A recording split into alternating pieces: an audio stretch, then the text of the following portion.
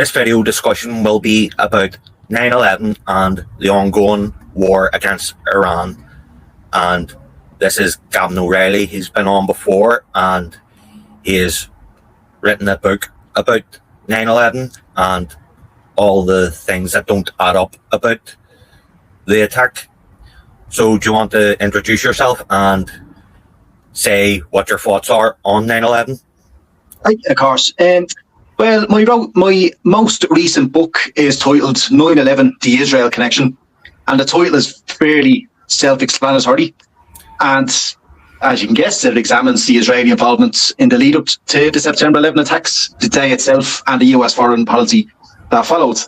And to examine 9/11 objectively, you have to take into account the Israeli involvement, because it was an integral part of the 9/11 attacks and its aftermath. We'll begin by telling us about, most people will be familiar with the 5 that were arrested on the day. So we'll start with them because that's who most people are familiar with when it comes to Israeli involvement with 9/11.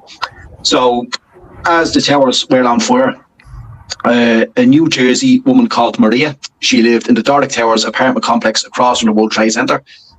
Her neighbour had contacted her and told her what happened, so she looked out her window. She had binoculars and she noticed 3 men. They were jubilant. They were high-fiving one another. They were hugging each other. They were taking photos of the burning towers. And she was alarmed at this, as anyone would be. So she wrote down the registration number of the van, the 3 men were at a van. And her husband was on jury duty that day. He arrived home that afternoon. She told him about it and she decided to ring the police. And the New Jersey State Police, they found this van fairly quickly. An alert was issued to the FBI.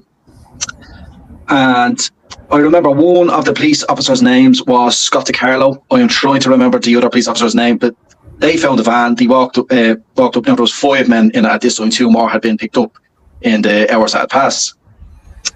He told all 5 to get out of the van, placed them under arrest. And the driver of the van, Savan Korsberg, he made the infamous declaration: "We are Israelis. We are not the problem. Your problems are our problems. The Palestinians are the problems." So that's quite a suspicious thing to make. That could have just been a traffic stop, because obviously the United States was in a heightened state of alert. Those 5 men. Now, Savan Korsberg, he was at the van when it was parked across from the towers on fire.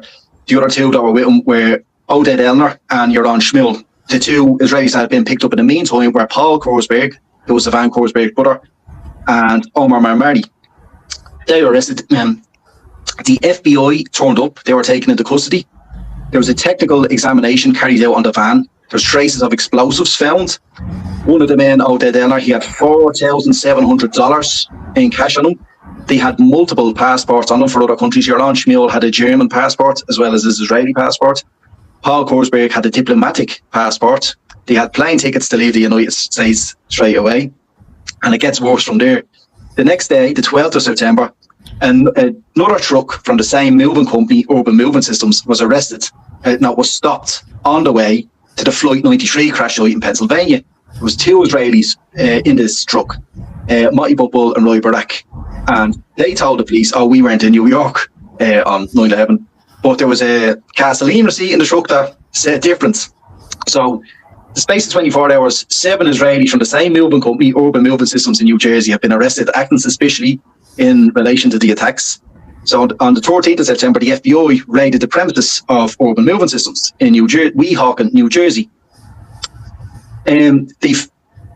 Their suspicions were immediately raised because they found little to suggest that was a legitimate company. There was a large amount of computer equipment seized. Now, this was 2001. The internet was in a very primitive state at this time. A lot of companies wouldn't use, but there was a lot of, technical equipment there. And they spoke to the owner of the company at the time. He wasn't arrested, but he was questioned. He was called Dominic Suter. And he was asked about the 2 Israelis who were arrested in Pennsylvania. And he said, likely he let slip, that they didn't have deliveries scheduled for outside of New Jersey on the day when they were arrested. And it gets even worse. There was a lot of media attention on the raid at the time. And a local newspaper, the Record of New Jersey, they interviewed someone who worked for the company who didn't give their name, and they revealed that most of the people who work for urban movement systems were Israelis, and there was a rabid anti-American sentiment in the company. And he said the Israeli co-workers would only speak in Hebrew when they, if other workers were around, and Dominic Stewart would have meetings just with those in the office. He wouldn't have meetings with non-Israeli employees. And the FBI also interviewed some employees, and one of them told the investigating officers he wasn't surprised that Dominic Stewart was being viewed with suspicion because he'd always spoken negatively of the United States. And Stewart wasn't arrested, but on the 17th of September, the FBI returned to Urban Movement Systems. He wanted to question Dominic Stewart more. The building had been completely abandoned, and Stewart had put his house up for sale and went back to Israel after those events. And the 5 Israelis, known as the dancers, the dancing Israelis, they were held for custody for 71 days. They were eventually released after pressure. One of the highest levels of the US administration, one of the most senior officials to lobby for the release was the Deputy Secretary of State, Richard Armitage, and 2 unidentified congressmen. This is from a Haaretz article in November 2001. And during their questioning, they gave wildly differing accounts of their whereabouts on the day. Yaron Shmuel, when the van was pulled over, he told them, we were on the West Side Highway during the incident. But the photos that had been developed showed that they were in the car park of the apartment complex. And the FBI agents also noted that the Israelis were jubilant, were quite happy in all the photos, And it turned out, in a later interview, that Paul Kurzberg, he refused to take lie detector tests. He revealed that this was because he was a former Israeli Special Forces soldier. Now, military service is compulsory in Israel, but this dude, he had quite some expertise to be to then go around moving furniture around the East Coast to the United States. He was a former Special Forces soldier that tracked with his task was to track Palestinian groups, and he also was in a security detail for the Jewish Agency. This is a semi-government body in Israel, which encourages Jewish immigration to occupied Palestine. So he was effectively he was the equivalent of a US Secret Service agent. He was a security guard for Israeli government ministers. He wasn't just some ordinary infantry troop. And Yaron Shmuel, he said I said that about West Coast Highway. But they gave wildly different claims. One of them said, we heard about the attacks at 8 in the morning. The first plane didn't strike the North Tower until 8:46 a.m. But residents of the apartment complex, they said that they did notice the van outside at 8 a.m. This is nearly an hour before the attacks began. And possibly the most damning thing they said, one of them said, we were in work and we see the North Tower on fire. So we drove around to the apartment complex because that gives you a view of the 2 towers. Now, that raises the question, why would he want to see the 2 towers? How did he know that this wasn't just a flight accident, And then when they were released, there was the infamous interview with Yair Lapid in November 2001 where Ted Elner says, our purpose was to document the event. So that was crazy. And then, what? Prior knowledge. Yes. And then in 2002, the FBI issued a document to European financial institutions that had a list of suspected terrorists. Dominic Stewart and his wife, Ornette Levinson Stewart, were both on the list, And it just actually gets worse and worse. The FBI, as part of the investigation, they arrested 4 Israeli employees of Classic International Movers. This was another moving company based in New Jersey. They arrested these 4 Israelis on suspicion that they had transported one of the hijackers from New Jersey to Florida. And of the 5 dancing Israelis, one of them had a notepad containing the phone number of Classic International Movers. Another had a notepad. It's not clear if it's the same individual, but another had a notepad, quote unquote, containing the phone number of an individual in South America who had authentic ties to Islamic militants in the Middle East. So we can kind of have a guess to what Islamic militants they were, And are you familiar also with the art students? The art students? Israeli art students spying. Have you heard of that as well? I'm not familiar with it, if you want to go ahead. Of course. In December 2001, Fox News. Now, Fox News, as we know, was fairly pro-Iraq war. Like, these are people who would have no reason to be critical of Israel. So when if they're critical of Israel, Carl Cameron and Brett Hume's report on country A's spy activities being the most aggressive against the US. That is the very one. From late 2000 throughout 2001, there was upwards of 200 Israelis arrested across the United States. They were going into DEA offices. That's the body that's tasked with looking after the agency. And they were going in looking to sell artwork. And there was a notice issued in January 2001 by the National Counter-Terrorism Executive. So this was 8 months before 9/11. And it said that there was groups going around, and it mentioned this in the notice. It's suspected that they may have ties to Islamic terrorists. So you can kind of guess who you're talking about there. And as I mentioned with Paul Korsberg, like, its military service is compulsory in Israel. But of the 200 Israelis arrested, many of them worked in elite units, and this included signals intercept, explosives handling, and military intelligence. So they weren't just ordinary infantry troops. And in particular, a few of note were in Florida. In March 2001, an Israeli woman, Bella Polkson, tried to sell artwork at the Tampa office of the DEA. They were on alert of this behaviour, so she was brought into a room for questioning. It turned out she had lied about her identity. Her name was actually Inbal Bakshi. She told the investigating officers that her quote-unquote team leader would drop off art students to sell artwork around the Florida area. So agents scoured the area, and they found a red van described by Inbal Bakshi. They arrested the occupants. There was about 6 or 7 of them, and the driver of the van, the team leader, Hanan Sarfati, he was taken in for questioning. And agents noted he was 24 years old. He had an excellent command of the English language in comparison to other Israelis. He even knew the slang terms, you know. It turned out he had lived in the United States since he was 21, I think. But he didn't tell the police, the interviewing officers, what his role was in the Israeli military. He did tell them he had served, but he didn't tell them. He told them both, but then he wouldn't tell them anymore what his role was. And he had bank slips on them containing deposits for $86,000 from selling, you know, relatively cheap paintings, you know. And it turned out Hanan Sarfati was living 2 or 3 minutes away from Mohammed Atta and Marwan al-Shehi, along with 2 other Israelis. He was arrested with Eli Cohen and Oshort. I cannot remember her surname. It's mentioned in the book.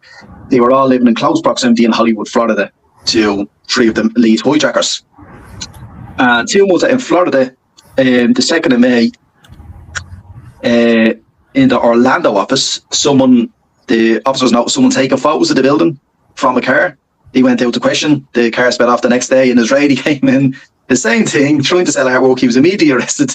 And when you hear this, he was a former lieutenant in the Israeli Special Forces. He commanded a unit of 80 men. And in his own words, Piers Segalovitz was his name, he was an explosive expert who could blow up anything he wanted to. And he specifically mentioned buildings. Now, this was in May 2001. This was 4 months beforehand. And he mentioned a friend of his, I can't pronounce the name, accused to give the agent scoured the local area. He found him selling artwork. So he was the personal bodyguard to the highest ranking general in the Israeli army. And he was also an explosives expert. So you had the dozens of highly trained former Israeli explosives experts, military intelligence, signals intercept, being arrested throughout the United States. And in New Jersey as well, another Israeli was arrested in Abel Merav Ballams. She lived near the Pentagon hijackers, So no matter where the hijackers resided in the United States, they were always in close proximity to the Israeli cells, because Florida was the base of the hijacker. Florida was also the base of the Israel. That's where the most arrests happened. But now it happened throughout the United States. There was coast to coast. Yes, because they were spying. There was 4 arrested at the Tinker Air Force Base in Oklahoma. They were, trying to take photos. It was kind of a Jonathan Pollard type from what I can gather. And for anyone who isn't aware of Jonathan Pollard was a US civilian analyst for the Navy. during the 80s who passed on classified information to an Israeli Air Force Colonel, Aviam Salah. He had taken leave to study a computer science degree at New York University. He was sentenced to life in prison. He was released in 2015. He was, Aviam Salah, I think, was pardoned. I write it in the book, I can't remember offhand. Aviam Salah was pardoned by Donald Trump on the last day of his first term in office in 2021. But when Pollard's bail conditions eased in 2020, he moved to Israel. He was taken on Sheldon Ailson's private jet. Yeah. He took him over, And Jonathan Pollard is also the one that said all the displaced Palestinians from Gaza should be sent to Ireland. So that's who Pollard was. And it appears that there was something similar going on in the United States in the early 2000s, because as well as they were monitoring the Drug Enforcement Administration, it's not very well known that Israeli criminal gangs were responsible for the trafficking of vast amounts of ecstasy and cocaine into the United States from the late 90s into the early 2000s. So we could assume that Israeli intelligence had some sort of assets in these criminal groups, which were being investigated by US authorities. And this gets crazier. This brings you on to the next point. 2 weeks before 9/11, Bernard Kirk, he was the NYPD commissioner.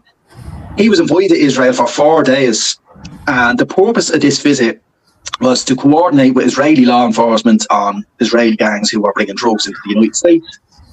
Now, for a simple law enforcement visit, he met with Ariel Sharon during this visit. He attended a state dinner with none other than Ariel Sharon. He also met Eitan Wertheimer. This was an Israeli industrialist who had developed his fortune. His family developed cutting tools, and he also had contracts with the US Department of Defense. And it emerged that Bernard Kirk had received $250,000 loan. So this was 2001. So this would be worth a lot more than what it was back then, And he had been an interest-free loan from Eitan Wertheimer. And on September 11th itself, the FDNY, the NYPD, and the FBI all independently came to the conclusion that explosives had been placed in the towers. This was covered on the mainstream media. Pat Dawson on NBC, he had interviewed Albert Turri, who was the chief of the FDNY. Rick Sanchez on MSNBC had been in contact with the NYPD. They said that a van containing explosives. So remember our 5 friends who were arrested in New Jersey? The van containing explosives. Special forces with expertise in explosives and buildings. Because the FDNY, they just said explosives, but NYPD were more specific. They said a van. And then the FBI said vehicles, including cars. And 10 years before, in 1991, 2 years prior to the 1993 World Trade Center bombing, Israeli security officials, Mossad, carried out a security assessment of the World Trade Center underground garage. And they had came to the conclusion that it was vulnerable to a car bomb. Now, these people would not have had the authority to carry out this in the United States because it's a different jurisdiction. So this likely means that this was carried out undercover, and to do that, they had to be in obviously Israeli intelligence. This was in a Time magazine article in 1993, and it was carried out on behalf of Zim International Shipping, which is a partially Israeli state-owned company, 49% owned by the Israeli state, which had an office in the North Tower until they ended their lease in April 2001. They announced they were ending their lease in April 2001. They ended up leaving the World Trade Center on September 4th, 2001. So it was, yes, great timing, you know what I mean? And on that, out of 4,000 Israelis working at the World Trade Center, 4 died. The rest to take the day off. Now there was Israelis who died. See, there is a lot of things out there that money the war. I have read the 4,000 figure before, but there was I have to acknowledge that there was on flight 90. No, sorry, on flight. Sorry, I'm trying to remember. But Daniel Lewin, he was killed allegedly by Satam al-Sakami. Now, Satam al-Sakami his passport was allegedly found in the rubble. Flight 11, my mind went black and I was getting mixed with flights there, but Flight 11 was the one that crashed into the North Tower at 8:46 a.m. And Daniel Lewin he was killed by someone on the plane, but there's kind of doubts of whether Saddam al-Suqami was on it or whether his passport was planted there, to link Al-Qaeda to Iraq, and on the passport, people's bodies were burned beyond recognition, and the passport remained intact and conveniently at that location. Yeah, it's crazy. And as well with Flight 93, where the two Israelis were arrested en route to in Pennsylvania, the crash site, is Ziad al-Jarrah, the alleged lead hijacker of that. He is the one that has the most question marks about him, because there was four hijackers on the plane, but in all the recordings from it, everyone is just saying that there's three. And from the cockpit, you can hear one of them calling the pilot Saeed Al-Ghamdi was another hijacker. Saeed Al-Ghamdi was Saudi, and Ziad al-Jarrah was Lebanese. And Ziad al-Jarrah has the most question marks over him. The reason being, in 2008, the two of his uncles were arrested in Lebanon. They had been spying for Israel on Hezbollah for 25 years. So, with those that had been knowledge as well, Ziad al-Jarrah had trained to be a pilot in Florida. He did know Mohammed and Marwan al-Shei, he was the pilot of Flight 175. But there is question marks over him that perhaps his uncles had some sort of role in the attacks. You can't rule it, it's quite suspicious, and Saeed Al-Ghamdi might have been the real pilot. But Israel, as was said today by Netanyahu himself, he infamously said the attacks are very good. And then a second later, it's good in the America knows what we go through now. And obviously 2 years later, the Iraq War followed. The Iraq War alliance with the Yinon plan, which was published in 1982 by Oded Yinon. He was an advisor to Ariel Sharon, and he said that the dissolution of Iraq along ethnic and religious lines was one of Israel's most key strategic goals. And how did he do that? He removed Saddam Hussein, created a power vacuum, and it had Sunnis in central Iraq, the Shia in southern Iraq, and the Kurds in northern Iraq, which was outlined in the Yinon plan. And we kind of a similar thing with Iran now. The Israeli intelligence backed the Balok Jundala group in the late 2000s. They were a Sunni separatist group. They carried out a number of suicide bombings in Iran, targeting Shia mosques. In the southeast beside Pakistan, yeah. Yes, yeah. And, alliance with Israeli strategy in Iraq to avoid their regional rivals along ethnic and religious lines, because of Iraq and Syria were baddest. They were supporters of Arab unification. So if there was a unified Arab state, that would immediately become the regional hegemon with the amount of resources it would have under its control. Also, it helps Israel to balkanize those they see as regional threats to them. And then with the flow of migrants from these conflicts into Europe, that causes a similar ethnic and religious divide in Europe. And the end result is that Israel emerges as a world superpower, because in the West Asia region is the most powerful, and then Europe is also destroyed as a result of the displacement of people from the conflicts that they've supported. And I think there's an ethno-religious dimension to wanting to destabilize Europe with migrants, a hatred of white Christians. But the dancing Israelis, I think it is clear that they were Mossad. And their private messages show that they had prior knowledge. And you were saying about the hijackers in California? Yeah. This reminds me of another thing. A Saudi intelligence operative, Omar al-Bayoumi, was caught filming Washington, D.C., discussing upcoming plans, and he also discussed reporting back to whom. He got money from Bandar bin Sultan's wife. The amount was between $50,000 and $75,000.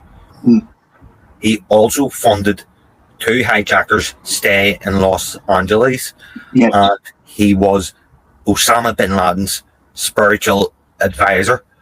So the Islamic militants who the Mossad people had links to, it doesn't stretch the imagination that it was the Al-Qaeda people he was in contact with. because when he was filming the Capitol building in the summer of 1999, he was accompanied by two members of the Saudi Ministry of Islamic Affairs, and the purpose of that government department is to basically spread Wahhabism worldwide. And if you look at the video, he's basically doing a commentary, and he goes, he starts listing all the security cameras, checkpoints, things like that. He says, "Oh, I mentioned these to you in the plan." Now, it's not clarified who he's speaking to, but mention it to you in the plan. I think we can all gather what he was talking about there, because the Capitol building was the purported target of Flight 93, which crashed in Pennsylvania. It wouldn't be a stretch to think that Mossad would work alongside the Saudi intelligence. Oh, no, not at all. Not at all. Especially when they had similar rivals at the time, namely Iran and Iraq. Yes. And I was going to say Desert Storm was to protect Saudi Arabia from Iraq, and they both had an interest in what was called Operation Iraqi Liberation, the later war. I'm sure you've heard of Wesley Clark and the Seven Countries. The general? Yes, yeah, and he's very famous. That interview was in 2007. And the one with Amy Goodman. Yes, but in reality, it was actually 8 countries, because he was speaking about he was told that after they had already began attacking Afghanistan. So then there was Syria, Sudan, Somalia, Libya, Lebanon, Iraq and Iran. So they had actually already started attacking Afghanistan. So the plan was really for 8, but just when he was telling it. But in his book, he mentions that after the First Gulf War, Paul Wolfowitz, who was the Deputy Secretary of State in the Bush administration and would have been the chief architect within the Bush administration of the Iraq War, Wolfowitz told him in the Pentagon, he says, now that the Soviet Union is gone, we only have a few years to get rid of states like Iraq and Syria before the next world superpower emerges. Now, this was a decade before 9/11, you know. And with the no-fly zones that came into Iraq in the 90s, they aligned. Sorry? The containment of Iraq before the Second War? They aligned with the Yenon plan, because the Yenon plan said to take out Iraq, it says we need to split into 3 parts: the Kurdish part in the north, the Sunni part, Kurdish part in the north near Mosul, a Sunni section around Baghdad, and a Shia section in down near Basra. Basra, yes. And he said we need to divide it in 3, and the no-fly zones aligned perfectly with that. You were over the Shia Muslims in the south and the Kurds in the north. So the pretext was it was, a humanitarian intervention, but the reality was it was trying to divide Iraq. It was trying to start divisions in Iraq that aligned with Israeli strategic interests. And Wolfowitz was one of the signing signatories of the Project for the New American Centuries. I was just about to bring that up. The founding statement of principles. And its founders were Robert Kagan, who was married to none other than Victoria Newland, and William Crystal. And Crystal's son. And they were established in 1997. Their main thing was, look, the United States were the sole world superpower. Since the collapse of the Soviet Union, we need to take full advantage of this fact. We need to take a leading role in world affairs. And they produced many, despite their name about speaking for America, all their plans aligned very, very perfectly with Israeli strategic ambitions that were outlined in the Yenon plan. And, they wrote a letter to Bill Clinton in 1998. This was when Operation Desert Fox was launched. It was 3 days of airstrikes against Iraqi military infrastructure. Is this when they were demanding that he does regime change in Iraq? Yes. It was similar, I suppose, to when Reagan bombed Gaddafi in 86. But there was airstrikes against Iraqi military infrastructure, but it stopped short of full regime change. But Robert Kagan and William Crystal, actually a lot of them signed it. Richard Pearl signed it as well. It was an author of the Clean Break document, which focused mainly on Syria. But that was published in 1996 by the IASPS in Washington, which is an Israeli institute that has an office in Washington for some reason, But they said that the airstrikes on Iraq weren't enough. They needed rid of Saddam, and they wanted rid of Saddam because Baadist Iraq was the regional threat to Israel at the time. And then their most infamous work came in September 2000, rebuilding America's defences. which envisioned the United States military fighting two wars simultaneously, which would be Afghanistan and Iraq. And it's towards the end, I think it's page 57, if I remember correctly, is that to implement such a radical policy will take many years, it'll be very incremental. The only way we can speed it up is if there's a new Pearl Harbor style event. Yep. And 1 year later, such an event conveniently occurs. I was just about to bring that up before you said it, the absence of a new Pearl Harbor. The very one. And Pearl Harbor, that's a whole other rabbit hole you can go down when you look up the McCollum memo as well. There was a lot of foreknowledge of that event as well.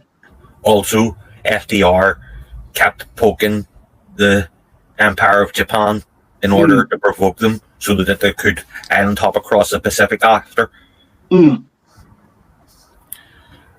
But it seems like either it's the most unfortunate series of coincidences ever, or the Israelis engineered and helped to perpetrate it. Like, those are the two options. Yeah. And shut up, conspiracy theorist doesn't cut it.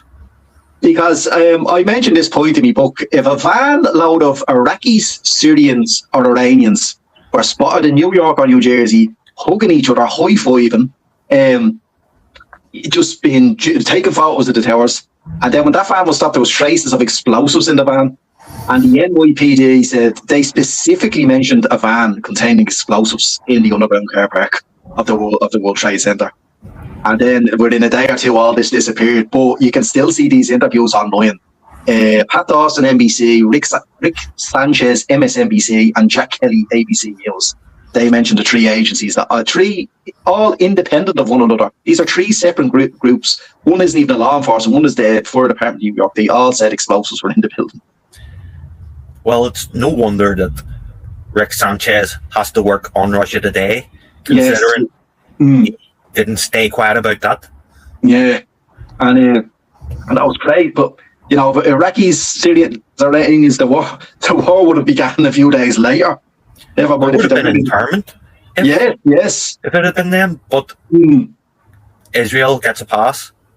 Yes, it's quite so. I notice now with the internet age, a lot more people are becoming aware of it. A lot more, and especially what's going on with Iran at the moment. And the thing that comes to mind, what were they lying about before the internet became was the thing, you know? Goodness knows. And you've just reminded me that out of the countries that hate Benjamin Netanyahu the most, Iran tops it with 90% of respondents saying they hate Benjamin Netanyahu. Ireland is up there with 78%, which begs the question, who are the 22% that don't hate him in this country? Yeah. And there's a lot of contrarianism going on. I see a lot of people now, don't get me wrong, I know a lot of people who protest for Palestine who can be quite insufferable, but I separate the cause from the person. Some people are unable to do that. They seem to lack the thinking power to do that. And, you know, they'll support this war on Iran, not knowing that this will cause a massive displacement of people into the West, you know. And then they'll complain when Iranians come over here. Yes, and you know, Iranians are majority Shia. The majority of Muslim migrants in Europe are Sunni. So this it will cause chaos. And I'm making a prediction I've been made since that started is that the I don't like using the term anti-immigrants, like the immigration figures that are opposed to current immigration policies. The ones that are in favour of this war will be the same ones demanding that you just take the digital ID and we won't have to deal with these Iranian refugees. That's what I think, because it came from the quote-unquote left with jab passports. Now I think it'll come from the quote-unquote right.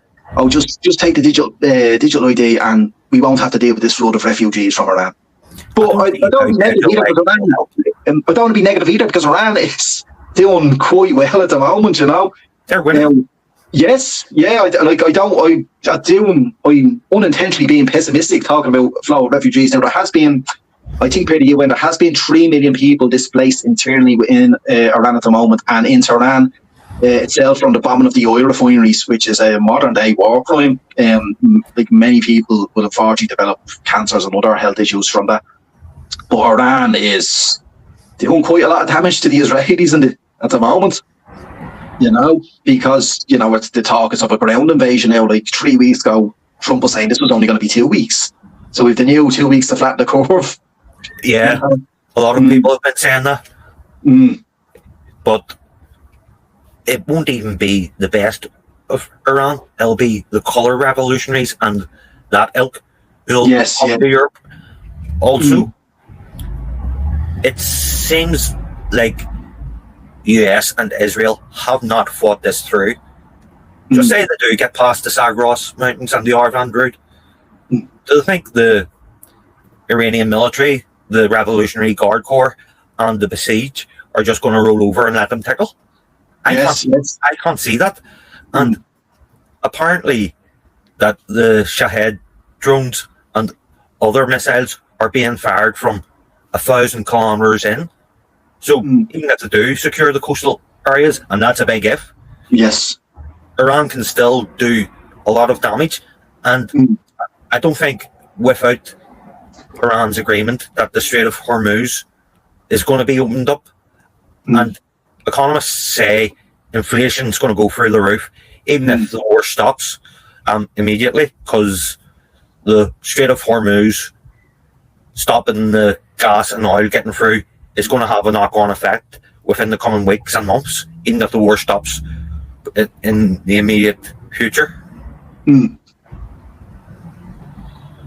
as well, I think the United States is looking like it's going to lose its superpower status, because that's what happened with Britain from the 2 world wars. And like Iran, it's not Iraq or Afghanistan. As you just said, it's a massive country. It's almost the size of all of continental Europe. And also, they say this is Trump's Suez crisis, and that's when Britain's power deteriorated after the Suez crisis.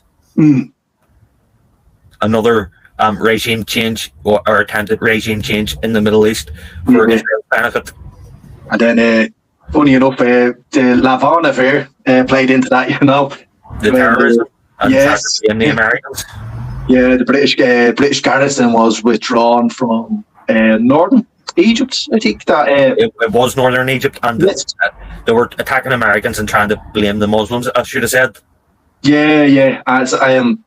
So obviously the Israelis, they have form for false flag attacks, because obviously with Jundala as well, in their dealings with Jundala, they didn't tell Jundala that they were Israeli intelligence. They told Jundala that they were CIA operatives.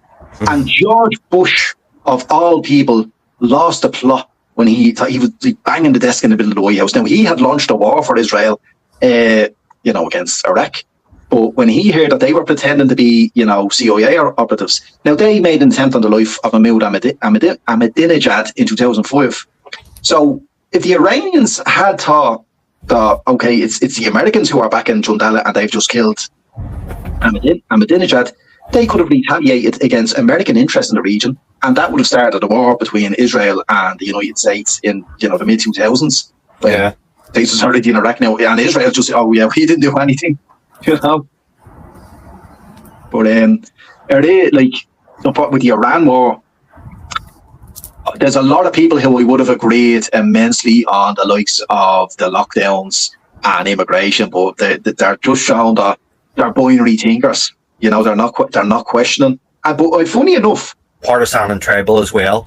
Yeah, tribal. They're protesting for Palestine. Therefore, Palestine bad. It's not great thinking on their part. No, not at all. And don't get me wrong. Yeah. Around here in Westway, I was saying about the Chippy the other day having an Iran flag, and I noticed B's Mini Mart, which is at the bottom of Andytown there, has a Palestine flag in the window. So it seems like most people here, well, in this part of the country, support Palestine and support Iran. Yeah. What's it like down in Dublin? Is it more split, or? I haven't been out and about and talking to people as much. Social media, I've seen a few people come out, Trump, he's fighting quote unquote terrorism, and But it's people. You could tell them about, like, these people, they don't know the difference between Shias and Sunnis. Now, I'm not claiming to be some sort of theological expert, but I do know that Iran obviously doesn't follow the same as the likes of Al-Qaeda. You know, like, people, they talk about, they're very vocal on things that they don't know about. Now, not loads. I'm not like, I have been a few people say, but like, it's not like loads and loads are out, you know, support what Trump is doing, because like, I think people are rapidly realising what a disaster this is. And I actually have, like, the war started 3 weeks tomorrow. I've already seen a few people kind of change their opinions on it already. They kind of are supporting it for it, but then they realise, oh no, this isn't good. But see, on the quote-unquote terrorism thing, I think that's been bullshit the whole time. Yeah. They're not the biggest sponsors in the region. And I'm not just talking about Saudi Arabia. Like, for example, that's the point I actually put ISIS in Gaza. Yeah. But Saudi Arabia was a point I brought up on the day. I said basically, if it was over concern over human rights, like over an authoritarian regime that backs terrorist groups, they would have attacked Saudi Arabia almost 2 decades ago. As you know, Saudi Arabia, as you mentioned, they had links to two of the 9/11 hijackers, Khalid al-Mihdhar and Nawaf al-Hazmi. You know, they have documented links. And as well, if look at Syria last March, there was 1,400 members of the Alawi community killed in pogroms by al-Jawlani's forces, and Trump hosted. Which ones? Al-Qaeda or ISIS? The Al-Nusra Front. Do you remember the pogroms in Syria? Because he led both. Al-Jawlani. Yeah, he was the leader of Al-Qaeda at one point and the leader of ISIS before that. But last March is in Damascus and along the coast, they killed 1,400 members of the Alawi community. And in the northwest, beside Lebanon and Turkey. Yeah, but there was, sorry, my mind's gone blank, but yeah, like, there was pogroms against the Alawi community. Like, there was 1,400 killed, and yeah, Trump hosted al-Jawlani in. Oh yeah, they were cleared out of neighbourhoods in Damascus. They were like ethnically cleansed out of neighbourhoods, and they were killed along Syria's coast. But al-Jawlani and Mohammed bin Salman, they were both hosted by Trump in November in the White House. So he's hosting one leader who killed hundreds of people, another world leader who backs extremism worldwide. Because if you look, like, one of the pretexts for the current war was the 46,000 protesters killed, which a figure that comes from two NGOs in the United States who are somehow able to count out the figures of the dead in Iran, which, if it was true, that would mean the Iranian government was killing upwards of 1,000 people a day throughout January. You know, the figures are just completely unfeasible. Also, there's massive hypocrisy on the number of colour revolutionaries killed. Also, Mossad and the CIA admitted that they were backing said colour revolutionaries who were shooting at and ratting with police, but we'll leave that aside. The hypocrisy is that those who were so concerned about the Iranians then aren't concerned about Iranian civilians now. Yes. And also, for over 2 years, they had fuck all to say about Palestinians in Gaza and the West Bank. Yeah. You know, that was like every leading authority on what a genocide has said that that's a genocide. You know, well, they said they were going to do Dresden and get rid of the Amalek. Yeah. And to be fair, they followed through on their word. You know, and like Tehran there's a similarity with Dresden there with the bombs that are raining down on Tehran, and especially bombing the oil refinery and releasing all those toxins. Also, isn't it funny that the one country in the region doing the most to stand up to Tel Aviv during that genocide is the one that gets a brutal regime change war perpetrated against it? Yes. I'm sure that's too. Because if you look at the boundaries of Greater Israel, Iran would border right next to it, so they can't have a country right next to it. That'll be fucking missiles right next door. But yeah, do you know what the two blue lines on the Zionist flag stand for? Is it the Brook of Egypt to the Euphrates? It's the Nile and the Euphrates. Ah, yes. The Brook. Israel between it. I don't know, that's what Herzl said, the Brook. So that would... And funny enough, if you look at Saudi at the time, I have a bit of a theory that the US and Israel will invade northern Saudi Arabia to quote unquote protect the oil fields. But really, it's to set up greater Israel. But if you look at the first Gulf War, we're protecting the Shias and the Kurds, but it was in line with the Yenon plan. I don't think their greater Israel, based on Genesis 15, is going to come to pass without major blowback. Oh, yeah, definitely, because it would require, like, look what they've done in Gaza, and Gaza is totally compared to the likes of North Saudi Arabia, Jordan, Syria, Lebanon, and they have already began clearing people out of southern Lebanon. They've cleared vast amounts of people out, and if you look at what happened after the fall of Assad, they invaded Syria within 24 hours. They went beyond the Golan Heights, and now there's the Druze calls for separatism, and the Druze would have to align with the Israelis. So again, that's Israeli expansionism as a result of the fall of Assad. And you've got the two separate Sunni states now. You have the Turks in northwest Syria, and then you have al-Jolani in Damascus. I can't see how anyone who's allegedly pro-Palestine and anti-Zionist can argue that the fall of the Arab Republic was a good thing. Yes. Because having Al-Qaeda in Syria instead of a Ba'athist leader who protected Christians, how that is a better result, I don't know. Also, it's not pointed out that the groups that Iran support protect Christians, such as the Party of God in Lebanon, and I don't think they're just going to let Israel just march up the Litani without consequence, even if Israel does the Dahia Doctrine again, which is what they've done in Gaza, which is bomb the crap out of the civilian population to take away support from resistance groups. It didn't work in 2006, and it hasn't worked since, in my opinion. Yeah. But on Iran being the biggest sponsor of terror, like, they support anti-Israeli groups such as Hezbollah, Hamas, and Ansar Allah, whereas Saudi Arabia and Israel support anti-Western groups such as Al-Qaeda, ISIS, and Ansar al-Sharia. I know which one I'd see as the bigger terror threat. Oh, definitely. And if they were successful in taking out the Iranian leadership, it'd be similar to what would happen in Iraq. The power vacuum would emerge. And what a lot of people don't realise, in the eastern Sistan and Baluchistan province, where Jundallah are based, now they're called the People's Fighters Front now, that would be like another Fallujah. They would take control there, and in the flow of people into the west from the ensuing conflict, you would have people coming in who would be aligned with the likes of Jundallah, who would likely carry out attacks in the west. And the people that support the war do not have a clue about this. It's similar to what happened with, obviously, the Islamic State emerging in Iraq and Syria after the conflicts there.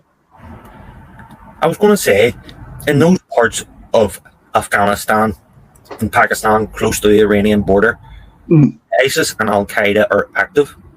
Yeah. So let's speculate that if Mujahideen, AICAC, and Furqan don't take over, do you think it's going to be peace-loving hippies who take over in Tehran? Yeah. Is it going to be groups like Al-Qaeda and ISIS, and they'll be vengeful against the Shias, which will create a refugee crisis in the region and beyond? And the people who are against mass immigration won't be too happy. So why on earth would they cheerlead such a consequence? Because their Soyot is doing it. It's tribalism is a thing, It goes back to the caveman days. Like, if you weren't part of the tribe in the caveman days, you'd be on your own and you would die because you're out in the wilderness. And that's still in people's brains, that they have to be part of something, because if they're not, their caveman brain thinks they're going to die. So that's why people get so attached to, like, I've seen it during the lockdown. Like, I had people saying to me, I agree with you about the lockdown, but I can't say that because I'll get called this and that and all. And then you see them sharing posts about, standing up for what you believe in, even being standing alone. And the important thing wasn't, ideology wasn't important to them. It was being part of a group was important to them. And it's a similar thing with, the quote-unquote right. you know, because their side is launching a war. It's a good thing. Like these are the same people who are praising Trump as a quote unquote peacemaker, you know, for which I do agree with Trump for pulling back on Ukraine. Do agree with because I'm obviously going to turn into a third world war as well. But I said it at the time that he pulled back on Ukraine because he was getting ready, you know, to attack Iran, and he did. It was last February was the infamous meeting with Zelensky at the White House, and then that June he bombed the Iranian nuclear infrastructure. Is that Midnight Hammer you're referring to? Yeah, yes, the very one. But see, on Operation Epic Fury, do you know that Ukraine has been sacrificed? Yeah, it's disappeared out of the news cycle. Because the Strait of Hormuz closed and the Americans called the Russians, and then Steve Witkoff met Kirill Dmitriev, and Trump lifted the sanctions on Russian oil and gas to make up for the shortfall. And of course, that was the issue Starmer stood up to Trump on, was lifting sanctions on Russia. Really? That's the thing you chose to grow a pair of balls on? Like, it makes no sense, especially with the inflation in the British state and the fact that he's widely unpopular, yet the thing that could have brought the inflation down, that's the thing he chooses to stand up to Trump on. It makes no sense whatsoever. Also, he's getting enough shit on immigration, and yet he still supports regime change against Iran. Now, either he's the most incompetent twat who's ever lived, or he's one of the most malevolent leaders to ever enter Downing Street, and that's a high bar to clear. Yes, yeah, quite. Very much so. What's Micheál Martin's position on it? Well, I suppose it's that, you know, he'd be quite aware that there is a groundswell of support for Palestine in Ireland, and I know a lot of people who would be in the same boat. They don't like a lot of Palestine protesters, but they would support Palestine themselves. They do think it's horrific, you know, the genocide. They don't like what Israel has done, and I would say it's a minority. I don't know, have you ever seen the Nick Griffin speech from 2013? And he outlined how in the late 2000s he was offered a lot of money from the United States to focus only on Muslims and to not say anything about the international banking system. And when he refused that, you had the likes of Tommy Robinson popping up, you know. And I can see something similar happening in Ireland with the movement relating to the likes of immigration and all. I can see a similar approach coming in where people be said, like, just focus on Muslims now, because I've noticed people that I know are intelligent enough to tell the difference are blurring the lines on social media between Iran, which is Shia, and, you know, Salafist groups like Al Qaeda and ISIS. You know, we have seen Iran blamed on, you know, 9/11, the 7/7 bombings, other, I can't think what was some other attack carried out by ISIS. And this, Madrid. Sorry? Madrid train bombings. Yes, I think I did see them blamed for that somewhere. And it's by people who would be intelligent enough to know the difference, and they're trying to mislead people who aren't intelligent enough to know the difference. And I think, I'm sure you're familiar with the $7,000 checks. I think some of them might be coming Ireland's way, but not. They've been reneged on. No, I think some people may have been given this deal that was outlined by Nick Griffin in 2014, because the likes of, you know, Rebel News Online, which is ran by Ezra Levant, now, I don't agree with them on, you know, immigration, but I seen a post by Ezra Levant yesterday. He was talking about the Baltimore raids, when, you know, when they were taken as slaves. But if I'm going to go back that far, then you could go back to, you know, who financed the invasion of Ireland in 1170. I won't say it, though. You might get banned on YouTube if I mention who Joska from Gloucester was, who funded Strongbow's invasion, you know.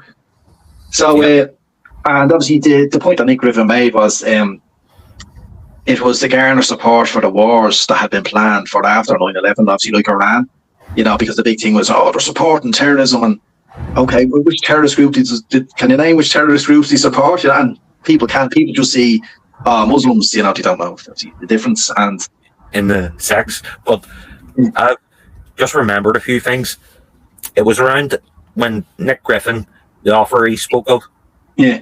just before that was when Tommy Robinson, Stephen Yaxley Lennon left the MP. I'm sure that's coincidental. Also, the 30 pieces of silver in modern equivalent would be $7,000. So all the amounts they could have chosen. And Tel Aviv has left a lot of the 7K club unpaid. So if you want to take your 30 pieces of silver, just make sure you get it before being a little propagandist. Because I've seen Graham Linehan now. I would agree with him completely on the likes of gender ideology, but he's planning to you know, and I'm sure you're seeing the tweet what he said, and he was actually one person, like, he started bringing up the likes of 9/11 and 7/7, and he would be intelligent enough to know the difference, so he would be obviously trying to mislead people, you know. And I think if it's legitimate as is he in contact with people, has he been offered money to promote what he's promoting, you know? It seems strange that those posts just came out of the blue. After he had been so focused on gender ideology. Yes. Did you see the resignation of Joe Kent recently? Yes. I haven't had a chance to look at the full interview with Tucker Carlson, though. I do know he brought up Charlie Kirk in the interview, though. I did see his small excerpt, though.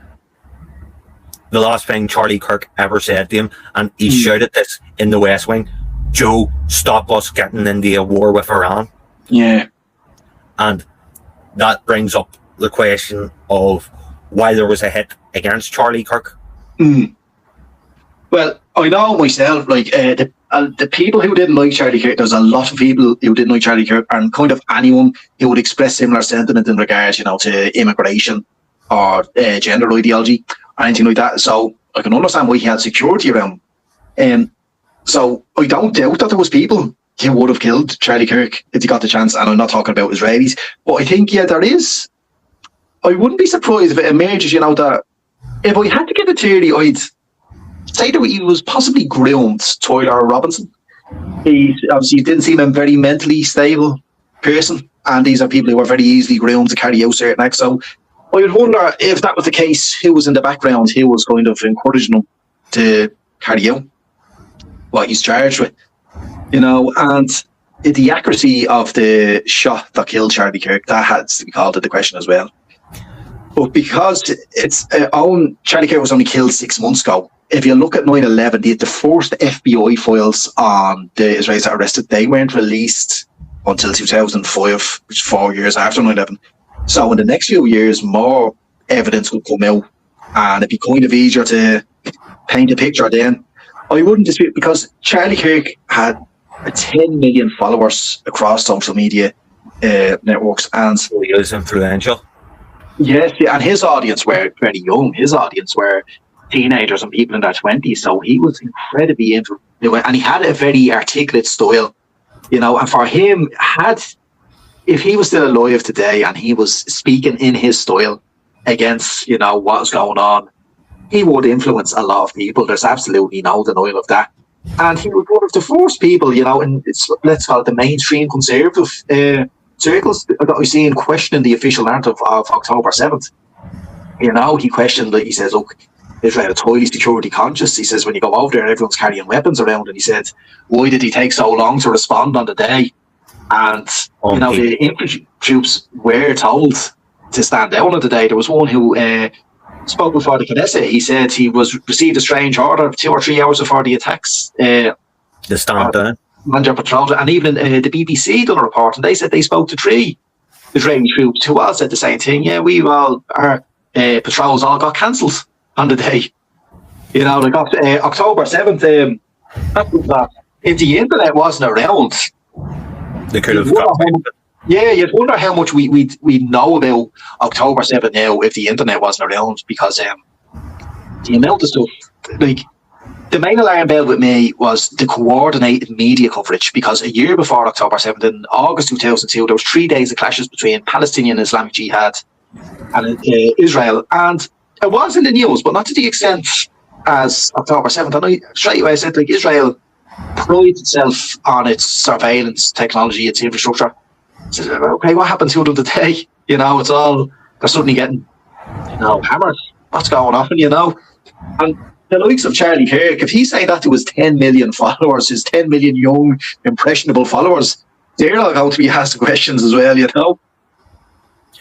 There are a few things about that, and in his interview with Tucker, Joe Kent said that the FBI, he confirmed the story that had been reported a few months ago, that the FBI ordered him to not follow the leads on connections to foreign governments. Yeah.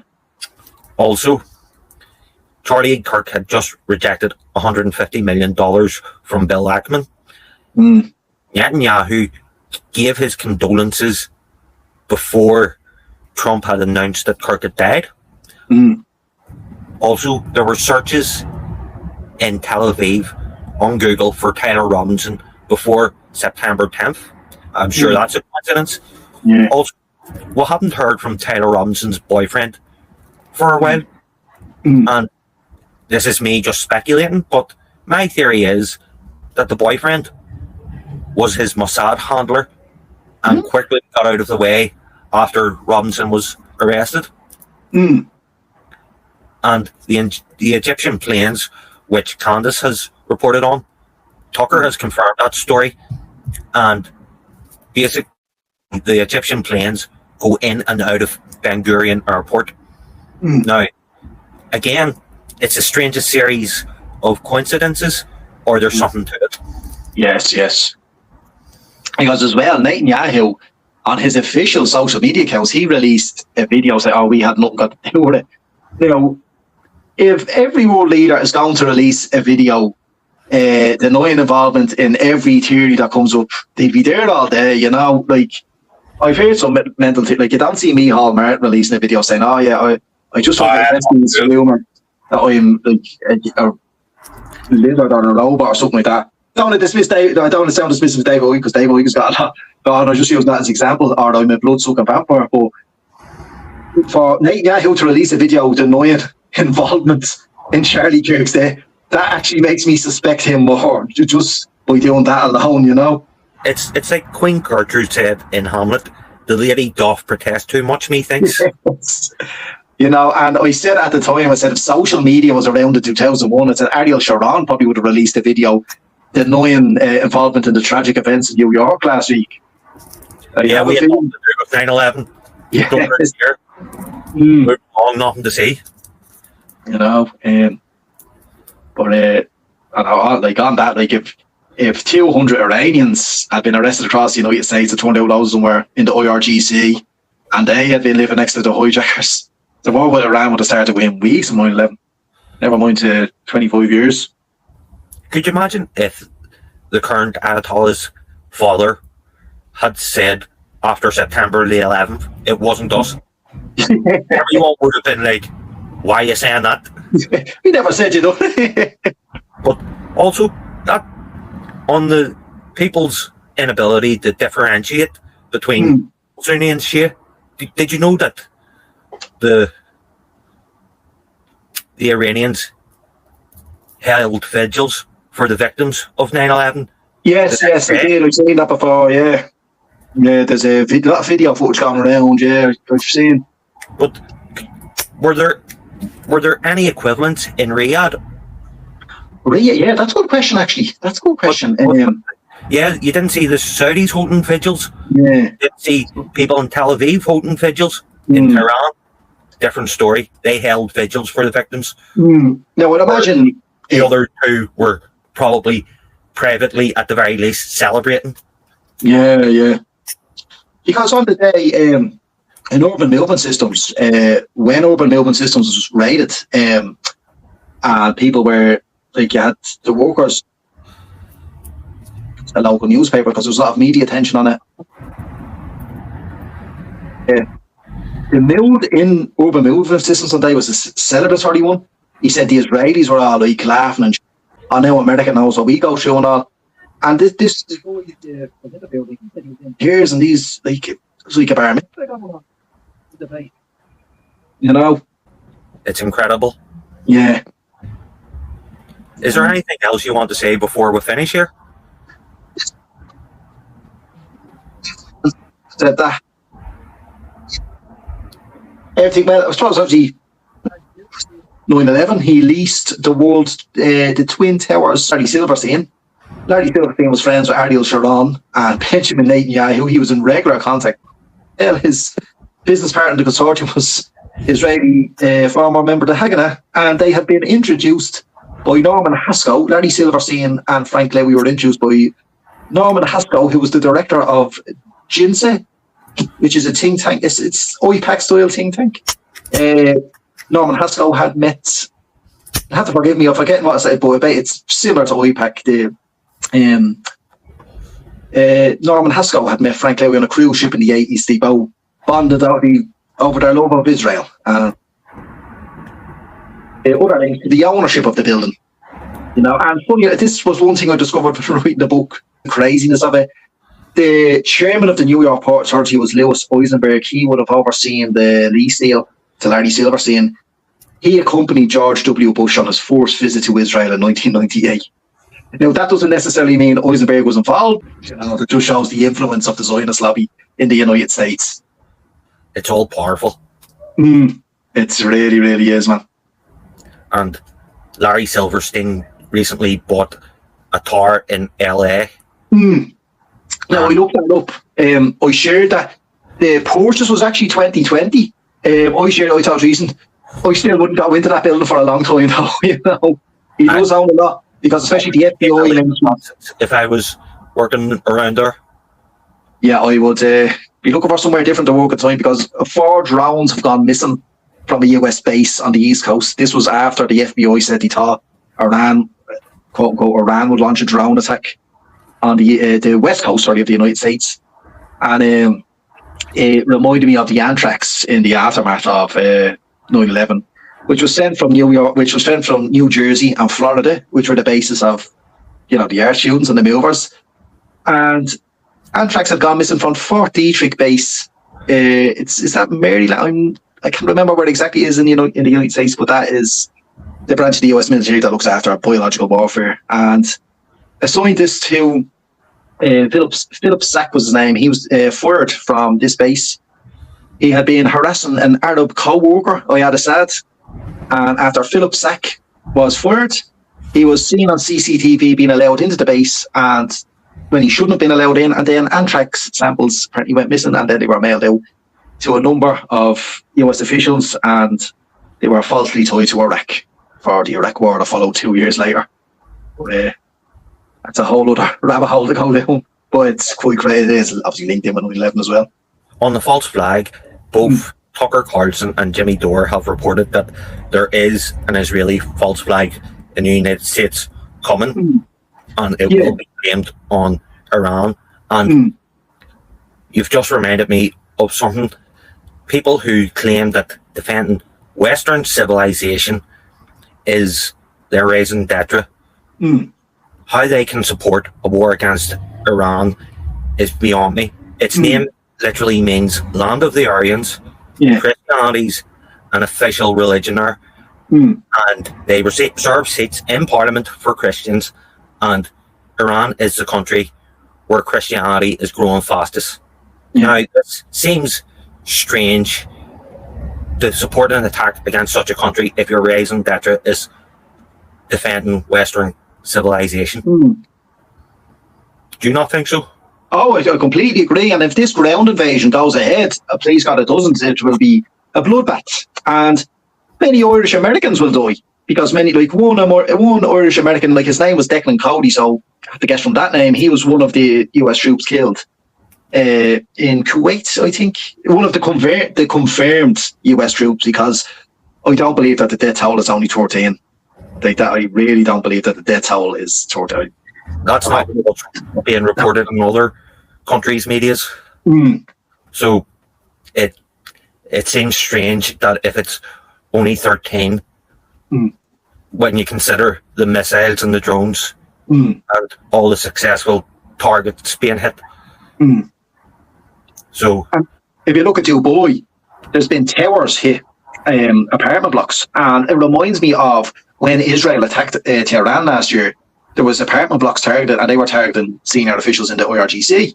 So I would imagine that Iran is doing something similar in Dubai, and they have killed US officers, high-ranking officers, because even though they're high-ranking, because they're kind of easier to, because they're involved with secretive work, their deaths are actually easier to cover up, as crazy as that sounds.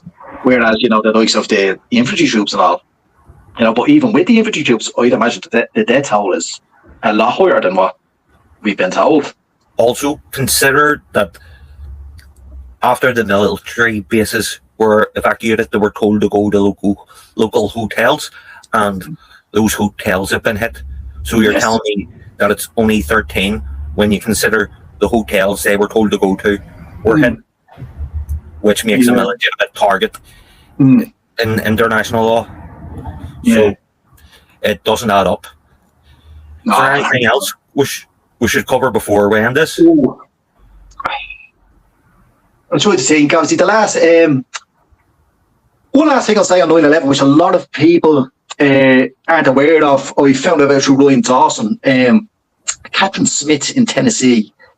In 2002, early 2002, she had been arrested as part of some fraud scam selling. She worked with the DMV, which is like the United States equivalent of the licensing. They give out driving licensing, that she had been given a false driving license to 5 men who had travelled from New York. One was Sakar Hamad. When he was arrested, he had a work pass on him for the World Trade Center for the 5th of September 2001. He was working on the sprinkler system. He was with a fella called Khaled Atala. I can't pronounce the second name. He was from Jerusalem. And apparently there was a lot of questions asked about how he had the permit to work in the World Trade Center, because the New York Port Authority carried out those works. They didn't outsource it to anyone. And with the sprinkler, if had the sprinkler system been sabotaged, this would have caused the fires to blaze. This would have caused a lot more damage. So the likelihood is, there was intelligence agency pulling the strings behind there. That probably the same one that had the van bombs in the garage. They also sabotaged the sprinkler system. But that's something that should obviously be looked into a lot more by people, because there is a lot of question marks on that. And with the answers, the FBI files are due for, I'm not saying they will be, but they're due to be declassified in 2030 and 2045. So hopefully a lot more should hopefully come out then, or hopefully in the meantime. But it seems a lot of people are waking up now. In the internet age, a lot of people are waking up to what's going on. Like, even people who wouldn't have time for Palestinian protesters, they still might say, look, I agree, they don't like what Israel is doing. So there's positive. There is positivities to take from all, at the least. I think the can will be kicked down the road on the declassification, and I would recommend that people watch Tucker Carlson's series on the 9/11 cover-up. It's very informative. Christ is king, and I hopefully will be discussing issues with you in the future, Gavin. Of course. I forgot to say that Catherine Smith was killed in a mysterious... our car went on fire the day before the trial was meant to start, so that's what makes that more suspicious. Sorry, that was a key part I left out here. Well, thank you. It was a great discussion, and I'm looking forward to looking back on it as well. Garma Yogat.